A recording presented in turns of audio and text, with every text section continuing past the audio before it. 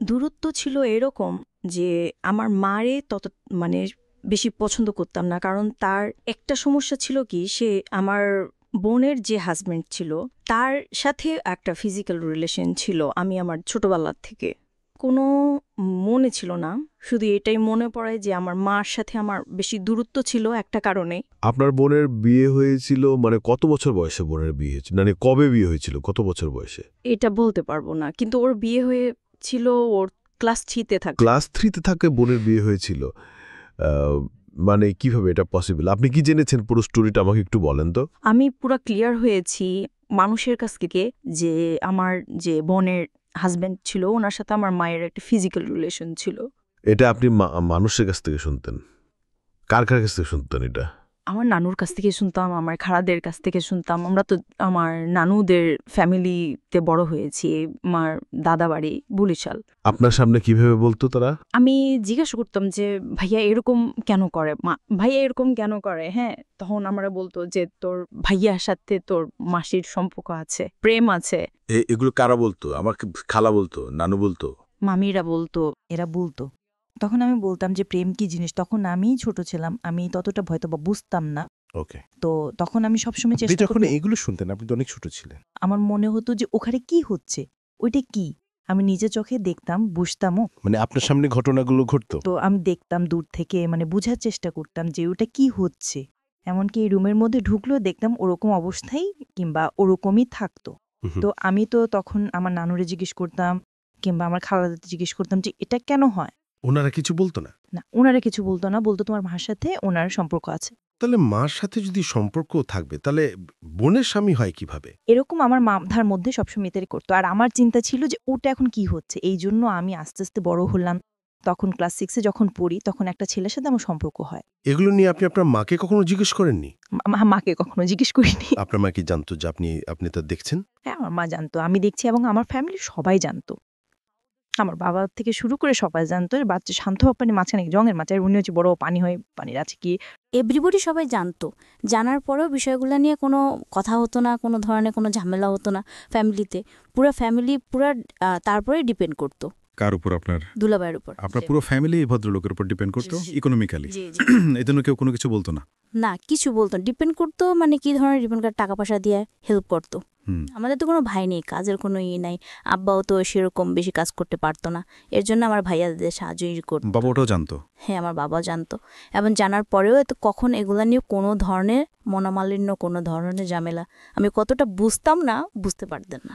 মাকে নিয়ে আপনার প্রাথমিক পর্যায়ের প্রথম মেমোরিটাই হচ্ছে এরকম একটা জিনিস আপনার চোখে পড়া? হ্যাঁ, আমার চোখে এরকম জিনিস পড়ে। আজকের এই স্টোরিটা খুবই খুবই খুবই গুরুত্বপূর্ণ প্রিয় শ্রোতা, এবং যেটা হয়তো সমাজের অন্য কোনো লাখো মানুষের মধ্যে ওর গল্পটা মিলে যাবে না, কিন্তু একটা সন্তানের জন্য অনভিপ্রেত কোনো ঘটনায় তার জীবনে কতটা ছাপ ফেলে এবং এটা শেষ পর্যন্ত কোথায় গিয়ে কি দাঁড়ায়। আমাদের সামাজিক মানসিকতার জায়গাতে আমরা যে সোশ্যাল সাইকিয়াট্রিক যেই ব্যাপারগুলো আমাদের চারপাশে ঘটে যায় সেগুলো গণমাধ্যমে খুবই কম আসে, এবং এগুলো যে মানব জীবনে কতটা গুরুত্বপূর্ণ, নেগেটিভলি এগুলোর ইম্প্যাক্ট কতটা ভয়াবহ হতে পারে কিংবা আদৌ একটা মানুষের জীবনে কতটা প্রভাব ফেলে, সেগুলো নিয়ে আজকেরই অনেক দূর এগিয়ে যাবে। আমরা একটু ওকে জানার চেষ্টা করি আসলে। ওকে, ফাইন, আপনি যেটা বলছেন যে ক্লাস 6-এ আপনি একটা ছেলের সাথে বা কোন একটা আমার মামার বন্ধু ছিল সেই। তো আমি তার সাথে কথা বলতাম, করতাম, সব ধরনের আর কি ফেজলিমি করতাম। তখন আস্তে আস্তে বলল যে তোমার আবার খুব ভাল লাগে, তোমার আমার পছন্দ। আমি বলছি ঠিক আছে। তখন আমিও আর কি ছিলাম যে ভালোবাসে কি জিনিস, ফার্স্ট টাইম 6-এ থাকতে এরকম আসতো। তখন আমি এটার মধ্যে করলাম। তখন আমি ওরা বললাম কি, আমি আমার মার বিষয়টা ওরা শেয়ার করলাম যে আকাশ, ওর নাম ছিল আকাশ, আকাশ এরকম আমার মা আর ভাইয়া এগুলা করে, তুমি আমার সাথে করবা? তখন ও বললো যে তুমি অনেক ছোট, আর আমাদের মধ্যে এরকম কেন হবে, যা হবে বিয়ের পর হবে। বাবা যে কবরে ওরে আমি বলছি যে চলো আমরা এটা কিছু করিব, ওইখানে কি হয় তুমি আমার একটু বুঝাও। যখনই বলতাম একটু বুঝাও, ও এড়াই যেত, কেমন জানি করতাম। আর অনেক খারাপ ছিল ছেলেটা, যেরকম অনেক ধরনের নেশা করতো, ও জিনিস ছিনতাই করতো, ও করতো। তারপরে ওরাকে আমি অনেক ভালোবাসতাম, তখন ফার্স্টে মামার লাইফে ও হাসতো, আমি ওরে অনেক ভালোবাসতাম। পরে আমার মামার সাথে একটা দ্বন্দ্বের কারণে ও আর কি চলে গেছিল। আচ্ছা, তারপরে আমি আমাদের স্কুলে যাইতাম, ওই বিষয়টা আমার মাথার মধ্যে সবসময় থাকে। ওটাকে মানে বাবা মা এবং দুলাভাইকে যে অবস্থায় দেখছি তখন আমি আরেকটা ছেলের সাথে সম্পর্ক হয়, তার নাম হচ্ছে ইমরান। দোকানে মানে ওর একটা দোকানে কাজ করত, ওকে স্কুলে যেতে আসতো, ওখানে ওর সাথে আমার রিলেশন হয়।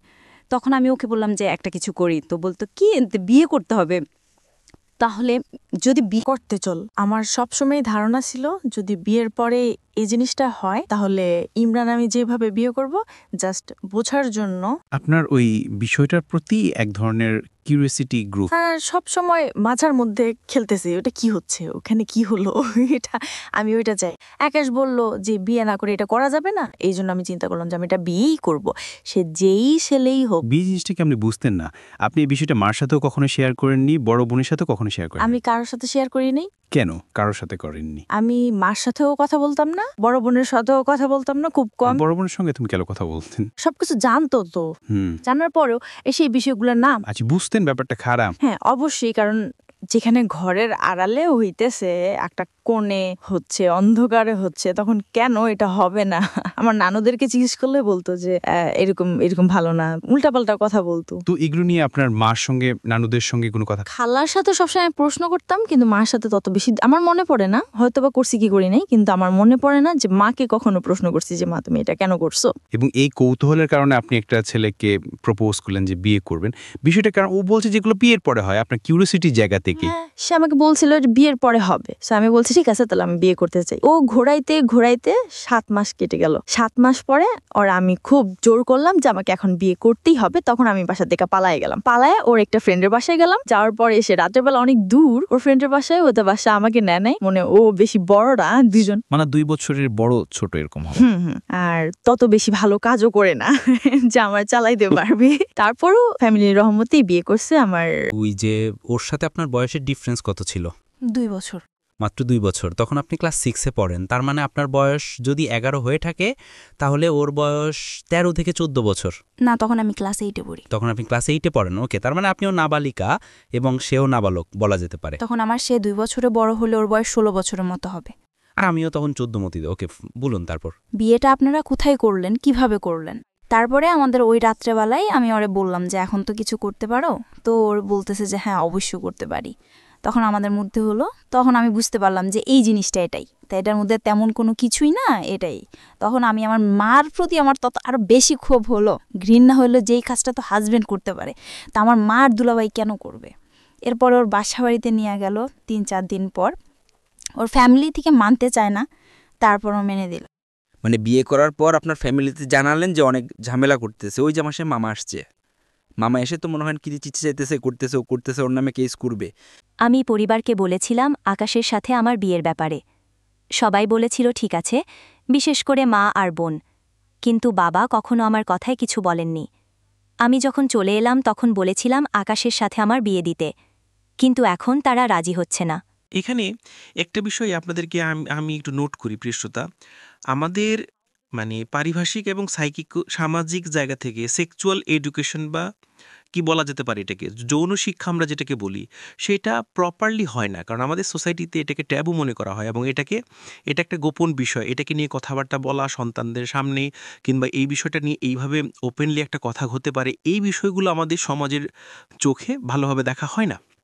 কিন্তু কিউরিসিটির জায়গাতে একজন নাবালিকা কিংবা একটা শিশু যদি এই বিষয়টি কোনোভাবে ভুল ব্যাখ্যার শিকার হন কিংবা কিউরিসিটির জায়গাতে তাকে যদি প্রপারলি এডুকেশনটা না দেওয়া হয়, সেটা তার জীবনে আসলে কি হতে পারে সেটা একটা বেস্ট এক্সাম্পল হচ্ছে আমাদের আজকের এই পাখির জীবনে প্রথম পর্যায়ের একটা গল্প।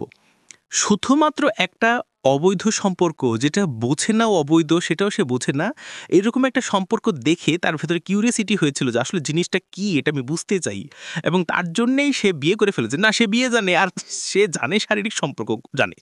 আমি স্পেশালি থ্যাঙ্কস জানাই যে ইদানিং আমাদের শিক্ষাক্রমে ক্লাস 8-এর পাঠ্য বইয়ের পাশাপাশি এরকম বিশেষ করে সেক্সুয়াল এডুকেশনের জন্য একটি পাঠ্য বইয়ের ব্যবস্থা করা হয়েছে এবং যেখানে খুব সুন্দরভাবে এই বিষয়গুলোর ব্যাখ্যা দেওয়া হয়েছে শারীরিক জ্ঞান অর্জনের জন্যে। কোনটা পজিটিভ কোনটা নেগেটিভ হলে কী ধরনের ক্ষতি হতে পারে এবং এটা কোন বয়সে কী করা উচিত। আমার মনে হয় এটা আমাদের বিশেষ করে এই ধরনের ঘটনা থেকে অনেকখানি বাচ্চাদেরকে দূরে রাখবে। তবে দিস ইজ রিয়েলি টাফ, কারণ যে ব্যারিয়ারটা আমরা ভাঙার চেষ্টা করছি, এতদিন যেই ধরনের একটা অবরোধের মধ্যে ছিলাম, এগুলো নিয়ে কথা বলা যায় না, এগুলো নিয়ে কথা বলা পাপ, এগুলো নিয়ে কথা বলা অন্যায়, এবং এই ধরনের ব্যাপারে ছেলেমেয়েদেরকে সামনে নিয়ে এসে ছেলেমেয়েদের এই কিউরিসিটিগুলো নিবারণ করা বা ওদের বিষয়ে যে কিউরিসিটি দেখলো তাকে দমিয়ে দেয়া, এই বিষয়গুলো মারাত্মক রকমভাবে টাফ করে দেবে আমাদের এই বিষয়টাকে। কিন্তু আমার মনে হয় যে যদি পজিটিভ কোনো রেজাল্ট আমরা পাই এবং পাওয়ার সম্ভাবনা যেহেতু আছে, সুতরাং এই জিনিসগুলোকে পজিটিভলি ছেলেমেয়েদের সামনে আনা উচিত। কোনটা ভালো কোনটা মন্দ সেটা তো আপনাদেরকে ক্লিয়ার করে বুঝিয়ে দেওয়া উচিত। নইলে গোপনে নিভৃতে এই ধরনের অসংখ্য ঘটনা সমাজে ঘটে যাচ্ছে যেগুলো আমরা কখনো ফোকাস করি না, এবং অনেক সময় জীবনটা খেলবারে দিতে পারে। বাই দ্য ওয়ে, আমরা ফেলছি আবার আপনার জীবনের গল্পে। তারপর আপনি ডিভোর্স করলেন এবং আপনাকে বলল যেন আর বিয়ে দিবে না। তখন আমার ফ্যামিলি থেকে বলল, ও কি বিয়ে দেওয়ার মতো ছেলে হলো না, ও এরকম খারাপ কাজ করে, তাহলে আপনি কি বললেন পরিবারকে? চুরি করে, এটা করে, ওইটা করে, ওর সাথে বিয়ে দিবে না। আমি বললাম, তোমরা তো নিয়ে আসলা, আর আকাশের সাথে তো আমি অনেক ভালোবাসি। আকাশ তখন কি বলল? আকাশ ফোনে বলল, তুমি আমার সাথে পাল্লাই যাবা। আমি বললাম, ঠিক আছে, আমি তোমার সাথে পাল্লাই যাব। ওর সাথে আমি পাল্লাই গেলাম। 3 দিন ওর এক বন্ধুর বাসায় ডাকলো, বলল বিয়ে করিনি, বিয়ে করব। একটা কাগজ নিয়ে এলো, বলল এটা কোর্ট ম্যারেজ করতে হবে, তুমি সাইন করো। আমি সাইন করলাম। তারপর কি ঘটল? পরে সুমন মামা এলো, বলল এটা বিয়ের কাগজ না, এটা 1 বছরের কন্ট্রাক্ট ম্যারেজ। আমি তো কিছুই বুঝিনি, আকাশও কাগজ দেখালো না। তারপর আকাশ নিখোঁজ হয়ে গেল। এটা নিশ্চয়ই আপনার জীবনের সবচেয়ে কঠিন মুহূর্ত ছিল। হ্যাঁ, আমি ভেবেছিলাম সংসার হবে, আকাশ আমার ভালোবাসা, কিন্তু হলো না। পরে আপনার পরিবার কিভাবে আপনাকে সাহায্য করল? আমার মা বাবা আমাকে খুলনায় নিয়ে গেল। পরে আমি ঢাকায় এলাম, বোন আর দুলা ভাইয়ের সাথে থাকতাম। তখন আমার লেখাপড়া একদম বন্ধ হয়ে গেল। আমি ক্লাস 8-এ ছিলাম তখন, কিন্তু জীবনে সব কষ্ট নিয়েই এগিয়ে চলতে লাগলাম। কষ্ট যতই আসুক, আশা কখনো হারানো উচিত নয়। আমরা সবাই তার অভিজ্ঞতা থেকে শিখতে পারি। অন্ধকারের পরেই আলো আসে। এরপর আপনার জীবনে আবার নতুন করে বিয়ের প্রসঙ্গ এলো। সেই সময় কি ঘটেছিল? ওকে ছেলে কি করে? ছেলে বাড়িতে কৃষিকাজ করে। তো আমিও বললাম, ঠিক আছে, ফ্যামিলি থেকে যখন দিতেছে আমি বিয়ে করব। বাবা বাড়িঘর সব দেখে আসলো, বিয়ের দিনও পড়ল, হয়েও গেল।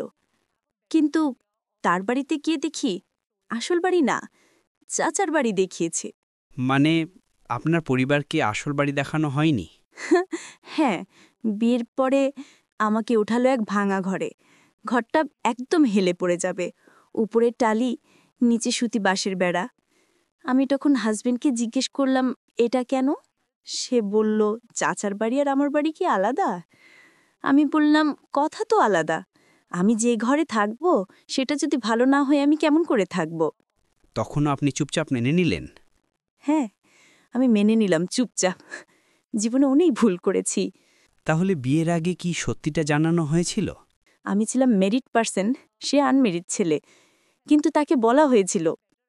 ওকে জিজ্ঞেস করা হয়েছিল, আপনি কি ম্যারিড পারসন? সে বলেছে না, কিন্তু আমি নিজে তাকে বলেছি, হ্যাঁ আমি 2টো বিয়ে করেছি। ও বলল, কোনো ব্যাপার না, আপনার দেখে আমার ভালো লেগেছে। তারপর জীবন কেমন চলছিল? আমরা আমার বাবার বাড়ি বেড়াতে গেলাম। দিন চলতে লাগলো, কিন্তু আমি শহরের মানুষ হয়েছি তো, তাই সংসারে অনেক কিছু মিস করতাম। কষ্টের মধ্যেই দিন যাচ্ছিল। সে একমাত্র ছেলে ছিল, কোনো ভাই বোন ছিল না। কিন্তু আস্তে আস্তে ওর ভেতরে পরিবর্তন দেখতে পেলাম। কি ধরনের পরিবর্তন? সে ফোনে কথা বলতো, গ্রামের ছেলে, তাও ফোনে কার সাথে কথা বলে আমি জিজ্ঞেস করলে এড়িয়ে যেত। প্রায় 2-3 মাস পরে আমি জানতে পারলাম সে আগে একটা বিয়ে করেছে। তখন সে কি বলল আপনাকে? সে আমার কাছে মাপ চাইল, আমি বিয়ে করেছি, তুমি আমাকে মাফ করে দাও, আমি তোমাকে বলতে পারিনি। পারি না। আমি বলছি, বিয়ের আগে তো আমি আপনাকে জিজ্ঞেস করছিলাম, আপনি আমাকে কেন বলেন নাই? ওকে। পরে বলল, তোমাকে কি আমার এত ভালো লাগছে যে তোমার কথা যদি বলতাম হয়তো তুমি রাজি হতো না। আমি বললাম, ঠিক আছে, যা গেছে গেছে, আপনি ওর মেয়ের সাথে যোগাযোগ করবেন না, আমিও করব না, ওকে। কিন্তু তারপরও সে যোগাযোগ করলো। তখন আমি বললাম, খুলনাতে রাখবো না, আপনাকে আমি ঢাকায় নিয়ে আসব। ঢাকায় আসতে গেলে কিছু টাকা লাগবে। আমার বিয়ের সময় সে কিছুই দেয়নি, না শাড়ি না গয়না, শুধু একটি রুলি দিয়েছিল। আমি বললাম, মা, রুলিটা আমরা বন্ধক রাখি, এখন টাকা আমার কাছে নেই, পরে আমি দেব। যখন বন্ধক রাখতে গিয়েছি, আঙ্কেল বলল, তুমি কি দুষ্টামি করতে আসছো? এটা এমইটি স্বর্ণ, তুমি বলেছিলে সোনা, এটা কেন তোমার বিয়েতে দিয়েছ? তিনি বলল, এটা স্বর্ণের পানি দিয়ে ধোয়া, 6 মাস পর কালার চলে যাবে। তখন আমি হাজব্যান্ডকে ফোন দিলাম, তুমি টাউনে আসো। আমরা দোকান ঘুরে দেখলাম, সবাই বলল এটা আসল সোনা নয়। শেষে সে বলল, মাফ করে দাও, তোমাকে খুশি করার জন্য করেছি। আমি মাফ করে দিলাম। আমার পরিবারও প্রথম থেকেই রাজি ছিল না, এখন থেকেই ছেলে এরকম করতেছে, তা ভবিষ্যতে সে কি করবে? তখন আমি তাকে তারপর ঢাকাতে নিয়ে আসলাম। আমি আমার বোন বর্ণার কাছে রেখে দিলাম, যাতে ভাইয়া ওকে একটা চাকরি দিয়ে দেয়। ওর চাকরির জন্য রক্তের গ্রুপ পরীক্ষা করতে হয়, পরীক্ষা করানোর টাকা পয়সা সব ভাইয়া দিয়েছে, ম্যাচ ঠিক করে দিয়েছে ভাইয়া, মানে আমার দুলা ভাই। আমাদের ফ্যামিলিতে খুব কেয়ার করে। চাকরি থাকার পরও আমার কাছে টাকা পয়সা দেয় না। তা ভাইয়া শুধু কমপ্লেন করায় যে ওর নাকি ফোনে কথা বলে। আমি বললাম, ফোনে তো আমার সাথেও কথা বলে। তো ভাইয়া বলল, ঠিক আছে, তুইও ঢাকাতে চলে আস। আমি মার বাড়িতে ছিলাম খুলনাতে, তারপর ঢাকাতে এসে ভাইয়ার বাসায় থাকলাম। ও ছুটি পেলে আসতো। আমি ঠিক আছে, ভাইয়ার বাসায় তো গেস্ট যে রুমটা, ড্রয়িং রুম বলে, ওখানে আমরা সংসার শুরু করি। বললেন, ঠিক আছে, আমাদের রুম নেওয়ার মতো এত বেশি খরচ নেই, টাকা বেতন খুব কম, মাত্র 7,000 টাকা। তা ভাইয়া বলল, ঠিক আছে, তোর বাইরে থাকা সম্ভব না, তাই আমাদের এখানে থাক, খাওয়া থাকা আবার 3,000 টাকা দিতে হবে। আমি যেহেতু তার ওয়াইফ, কোনো কসমেটিক বা ড্রেস কিছুই পাইনি। তা আমার বোন বলল, ও ভালো মানুষ, দিয়ে কিছু দাও। আমি বললাম, ঠিক আছে, তুই কিছু বলিস না।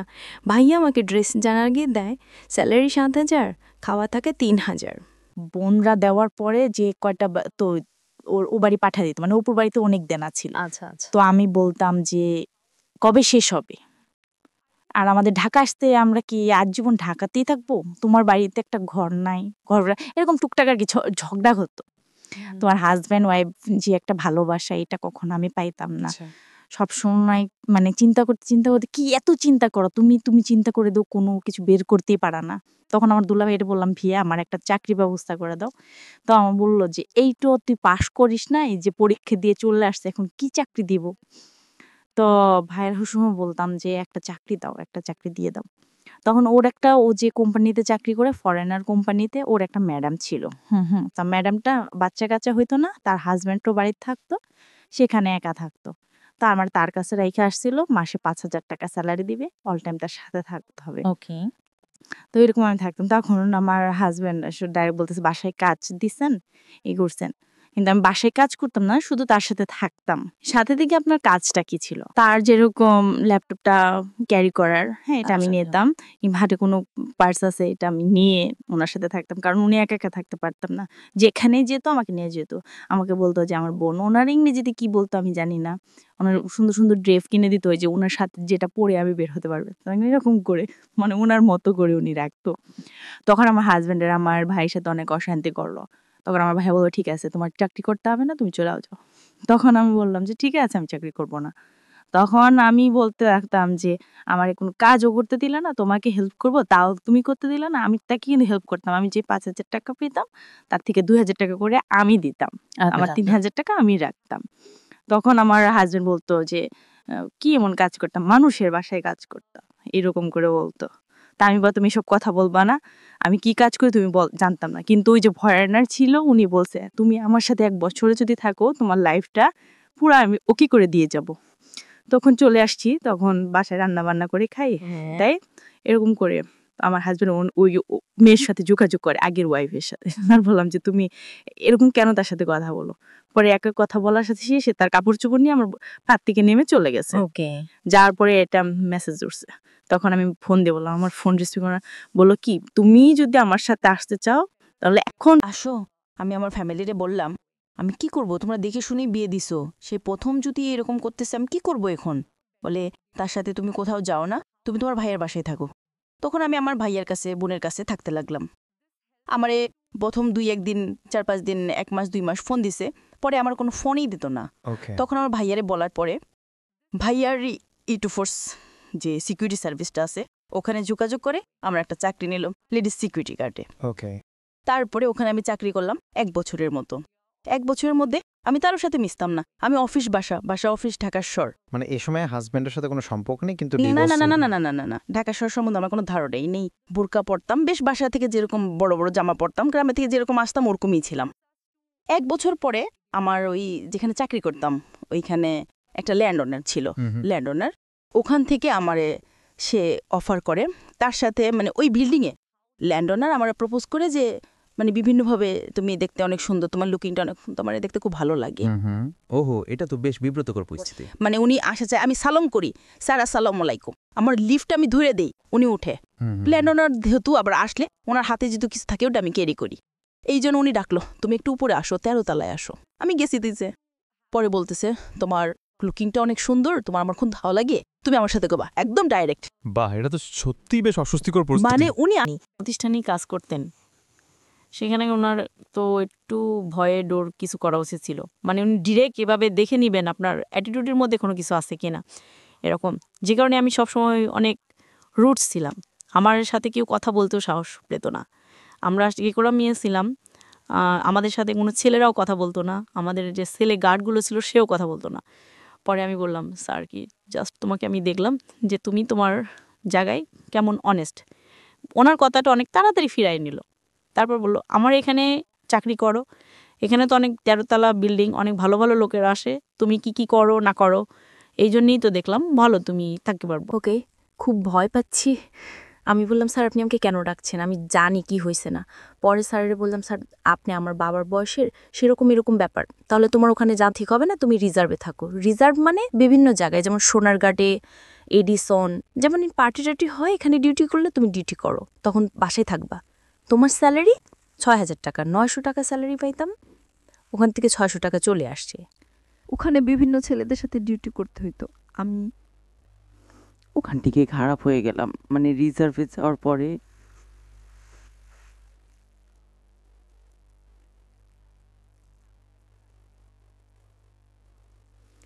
হ্যাঁ, ইট হ্যাপেন্ড, মানে খারাপ হয়ে গেলাম। মানে একটা ছেলের সাথে মিশতে হইতো, আমাদের দুইজনের, এক ছেলে এক মেয়ে। কথা হইতে তো ওরা বলে আমরা এরকম ড্যান্স করি, আমরা অনেক মজা করি, তুমি কেমন ড্রেস পরো, বোরকা পরো। বোরকা পরো কেন, এখন কে মেয়েরা বোরকা পরে কিনা। আর আমার মধ্যেও এরকম একটা চঞ্চলতা কাজ করতো, আমি চাইতাম যে না এদের সাথে খোলামেলাভাবে থাকবে। এর ভিতরে এমন থাকতে থাকতে আমাদের বাড়ির পাশে একটা বাড়ি ছিল, বাড়িটার নাম নাই, মানে আমাদের থেকে অনেক ভালো অবস্থা, ছেলেটা দেখতে শুনতে অনেক সুন্দর ছিল। সে যে আমার মতো একটা মেয়ে প্রপোজ করবে আমি ভাবতে পারিনি। আমি বাড়িতে গিয়েছিলাম একবার পয়লা বৈশাখে, সে আমাকে ডাইরেক্ট বললো পাখি আমার তোমার খুব ভাল লাগে, তোমার বিয়ের আগে থেকে ভাল লাগে, তো তোমার সাথে আমি ফ্রেন্ডশিপ করতে পারি। আমি বললাম ঠিক আছে করতে পারো। তখন আমি চাইছিলাম যে একটা মানুষ আমার জীবন হোক এরকম। করতে করতে না, তার সাথে আমার ফোনে, সে থাকতো খুলনাতে, আমি থাকতাম ঢাকাতে, ফোনের রিচার্জ করে দিতাম, আমি চাকরি করতাম, ফোনের রিচার্জ করে দিতাম 50 টাকা 100 টাকা, কোনো গেঞ্জি যা পারতাম কিনে রাখতাম ওর জন্য। ও খুশি হইতো। ও আমার অনেক বেশি, মানে আমার কথা দিয়ে ভোলায় রাখতো। আমি এখন যেটা বুঝি যে ও আমার কথা দিয়ে ভোলায় রাখতো, মানে বিভিন্ন রকম কথা বলতো। ও আমাকে কখনো একটা সুতো কিনে দিত না, কিন্তু আমি চিন্তা করতাম যে ওর কি পরলে ভাল লাগবে, কি করলে ভাল লাগবে, এটা করতাম। যেমন প্যান্ট, শার্ট, টি শার্ট, ঘড়ি এগুলা কিনেতাম, বিভিন্ন উপরে টাকায় দিতাম। আমি 6,000 টাকা থেকে মানে অল্প কিছু 200 500 কখনো আমার কাছে বেশি ছিল ওরকম দিতাম, ওর নিত, ও চাইতো। পরে ও মাস্টার্স কমপ্লিট করলো, তখন আমি বললাম তুমি ঢাকাতে আসবা, বললো হ্যাঁ ঢাকাতে আসবো। ঢাকাতে আসলো ফ্রেন্ডের বাসায়, আমরা ঢাকায় দেখা করলাম, কথা বললাম অনেক। ও সবসময় বলতো তোমার না বিয়ে করবো, আর্গিরে আমার পড়াশোনাটা কমপ্লিট হোক। ছেলেটা অনেক সুন্দর ছিল, মানে ও তো বিবাহিত ছিল না, একদম বিবাহিত ছিল না, আপনার সম্পর্কে সব জানতো না, আমার বাড়ির পাশে সব জেনে শুনে আমার দিকে আগাইছিল। ও কি কিসে পড়তে, ছেলেটা তখন মাস্টার্স করতেছে আর আমি ক্লাস 10 পাশ করিনি। ওকে, ঠিক আছে। তখন আমার হয়তো ওইটা আবেগ ছিল, আমি বুঝতাম না যে ও যেরকম আমার দিকে আগাইছে। আমি ভাবতাম মনে হয় সত্যিও আমারে ভালোবাসে। আজকের অতিথি একজন মাস্টার্স পড়ুয়া ছেলে আর আমি একজন ক্লাস 8 পড়ুয়া মেয়ে। কী কারণে একজন ছেলে অ্যাফেক্টেড হতে পারে? সৌন্দর্য আর ব্যক্তিত্বের সংমিশ্রণ। আমাদের গল্পের জায়গা থেকে আমরা ওর পুরো মুখ দেখাতে পারি না। চলুন আবার তার কাছে ফিরি। আমি সবসময় চাইতাম যে আমার ছোট্ট একটা সংসার হোক। আমি আবারও স্বপ্ন দেখতে শুরু করলাম যে আমার লাইফে যা গেছে ও হয়তো আমাকে সুন্দর একটা সংসার দিতে পারবে। তুমি কি ভাবছিলে সেই সময়? বাই দ্য ওয়ে, আপনি যখন বলছিলেন যে আপনি আপনার ছেলে কলেজদের সাথে মিশে বিভিন্ন পার্টিতে দাওয়াত করতেন, ওই সময়গুলো কি আপনি ওদের সাথে মিশে ড্রিঙ্কস করতেন? ওরা করতো, আমি ভাবতাম আমি একটু করব, মানে ভালো লাগতো। আবার চিন্তা করতাম না, বোনের বাসা থাকতাম, ভয় পেতাম, কিছু করতাম না। তখন নাজিমের সাথে মানে আমার সাথে রিলেশন ছিল, তার নাম ছিল নাজিম। তখন ও বলল ঠিক আছে আমি তোমাকে বিয়ে করব। আবারও স্বপ্ন দেখতে শুরু করলাম যে আমার ছোট্ট একটা সংসার হবে। আমি অনেক প্ল্যানিং করলাম, আমাদের একটা মেয়ে বেবি হবে, এরকম বাসা নিব, তুমি তো এরকম সুন্দর, আমাদের বেবিটা হয়তো অনেক ভালো হবে।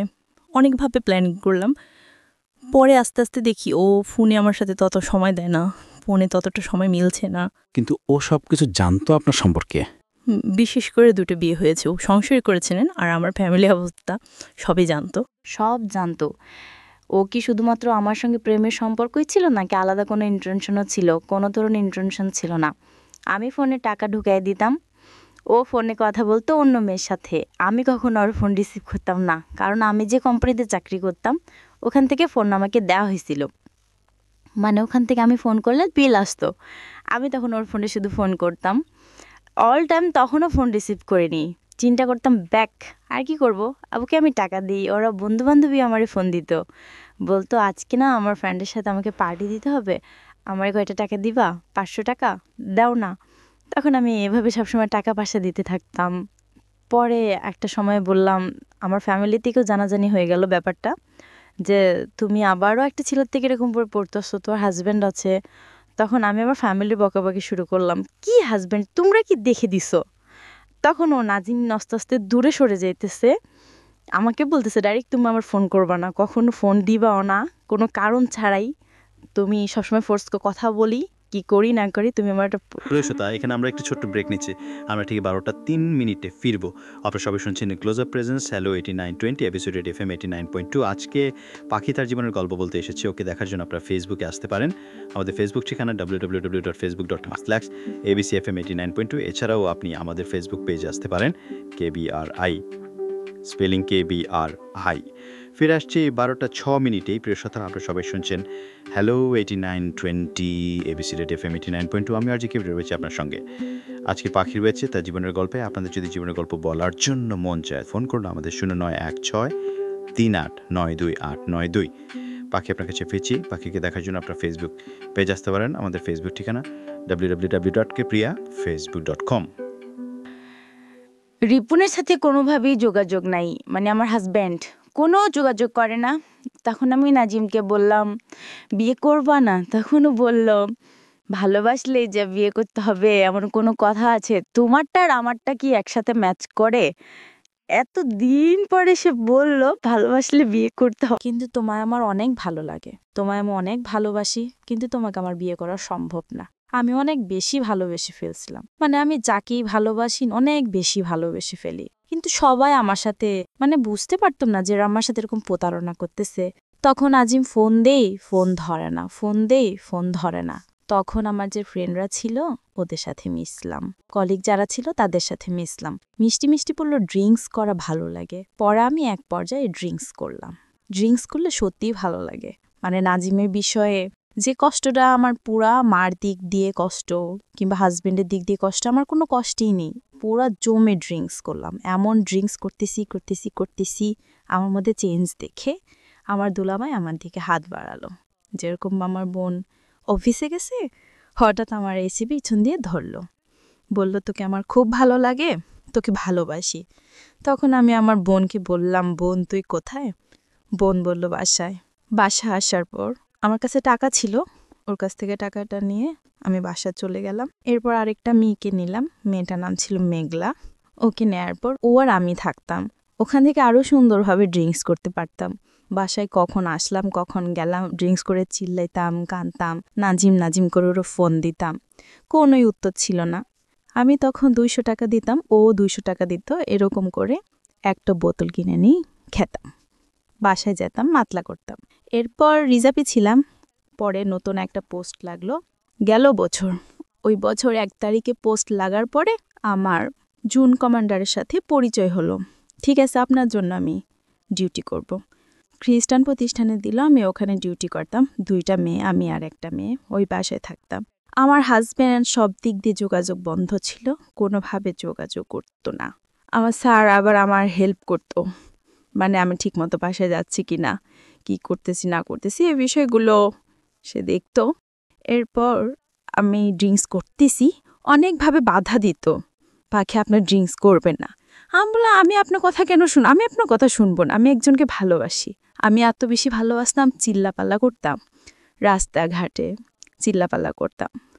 তখন আমার স্যার নাজিমকে ফোন দিল, বলল, ভাইয়া একটা মেয়ে আপনাকে কতটা ভালোবাসে। তখন সে বলল, হ্যাঁ আমি এটা অনেক ভালো, আমি ওকে ভালোবাসি, কিন্তু ওকে আমার পক্ষে বিয়ে করা সম্ভব না। তখন আমার সব কলিগ একবার করে ফোন করলো, মানে আমি সব কলিগের কাছে ওর দুর্বলতা দেখতাম। ড্রিঙ্কস করার পরে আমি সবসময় ওরই ফিল করতাম, আগের মতো ডিউটি করতে পারতাম না। পরে আমি সরে আসলাম, ফ্রেন্ডদের কাছ থেকে সরে আসলাম, কিন্তু বাসায় ড্রিঙ্কস করতে থাকলাম। আমার স্যার বলল, পাখি তুমি এভাবে ড্রিঙ্কস করো না, তুমি আসলে অনেক ভালো মেয়ে, বিভিন্ন রকম কথা বলতো। ওই পোস্টে আমি ঠিক মতো ডিউটি করতাম, আমার ডিউটির কারণে কখনো চাকরিটা যেত না। ডিউটি আওয়ার্সে পরে আমি উল্টাপাল্টা করতাম, ড্রিঙ্কস করতাম, বাইরে ঘুরতে যেতাম। তখন আমার স্যার আমার দিকে এগিয়ে আসলো, বলল, তোমার মতো ভালো যদি আমার ওয়াইফ থাকতো তাহলে আমি পুরো পৃথিবীটা ওরে দিয়ে দিতাম। ওর ওয়াইফের প্রতি অনেক ধরনের দুর্বলতা আমাকে দেখাতো, তার ওয়াইফ পারফেক্ট নয়, সে তাকে ভালোবাসে না, সংসারে মন নেই, সে ছেলের যত্ন নেয় না। আমি বললাম, এসব কথা আমারে কেন বলেন? তখন আমার মনে কিন্তু নাজিমই ছিল। অফিসের পরেই সে আমাকে ঘুরতে নিয়ে যেত, আমিও যেতাম, তখন খুশি ছিলাম, ভালোই ছিলাম। তারপরে ওর ওয়াইফ যখন বাড়িতে গিয়েছে, আমরা একদিন ড্রিঙ্কস করছিলাম, আমি ড্রিঙ্কস করার পরে পুরো অ্যাবনর্মাল হয়ে গেলাম, চিন্তা করতে পারতাম না। নাজিমকে কল করতাম, এটা করতাম ওটা করতাম, উল্টাপাল্টা চিল্লাপাল্লা করতাম। ওর ওয়াইফ যখন বাড়িতে গেছে, সে আমাকে তার বাসায় নিয়ে গেছে, আমি কিছুই জানতাম না। আমরা ড্রিঙ্ক করছিলাম, তারপর বাসায় গিয়েই আমার সেন্স চলে গেল, হয়তোবা আমাদের মধ্যে ফিজিক্যাল রিলেশন হয়েছে, হয়তোবা। সে বলল, তোমার সব কিছু পারফেক্ট, আমার ওয়াইফের থেকে তুমি অনেক বেটার। আমি কাঁদতাম, বলতাম, আপনি এটা কি করবেন, আমার সঙ্গে এটা কেন হলো? এরপর চাকরিটা বাঁচানোর ভয় হচ্ছিল, চাকরি না থাকার ভয়টা কেন ছিল? মানে ফোর্সে চাকরি করতাম, এটা তো কোনো সরকারি চাকরি না, যখন তখন চলে যেতে পারতাম। আপনি যার কথা বলছেন উনি চাইলে আমার চাকরি ডিসমিস করে দিতে পারতেন। একজন জুনিয়র কমান্ডার ছিল, সে চাইলে চাকরি ডিসমিস করতে পারত, কারণ ফার্স্ট যেখানে চাকরি করতাম উনি আমার নামে কমপ্লেন করার পরে আমার চাকরিটা চলে গিয়েছিল। এরপর আমি রিজার্ভে আসছিলাম, তখন আমার এই ভয় কাজ করত, উনি আমাকে বিভিন্ন জায়গায় ঘুরতে নিয়ে যেত, বিভিন্ন জিনিস গিফট করত, কিনে দিত।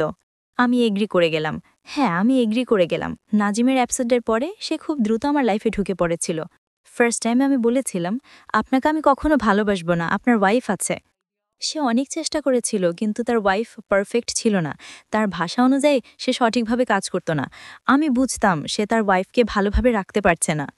তখন আমার আগের হাজব্যান্ডের সঙ্গে আমার ডিভোর্স হয়নি, আমার হাজব্যান্ডের সাথে কোনো যোগাযোগও ছিল না। এরপরও নাজিমা আমার ডিউটি আওয়ার্সের পরে আমার সঙ্গে ঘুরতে যেত, খেতাম, আড্ডা দিতাম। আস্তে আস্তে সে আমার কাছে অনেক কাছে চলে এলো। অফিসার হিসেবে সে আমাকে বাসায় নামাই দিয়ে আসতো, কারণ সে জানতো আমার জন্য অফিস থেকে দূরে যাতায়াত কষ্টকর হবে। সে আমাকে অনেক ভালোবাসতো। আমি আস্তে আস্তে তার প্রতি দুর্বল হয়ে গেলাম। যখন দেখলাম তার ওয়াইফ তার প্রতি ডেভোটেড নয়, আমি দুর্বল হয়ে পড়লাম। আমি বুঝতে পারতাম, ফোনে কথা বলার সময় সে তার ওয়াইফকে কিছু করতে বলতো, কিন্তু আমি শুধু শুনতাম। তার পরিবার সম্পর্কে আমি শুধু ওয়াইফের বদনামই জানতাম, তার পরিবারের অন্য দিকগুলো আমি বুঝতাম না।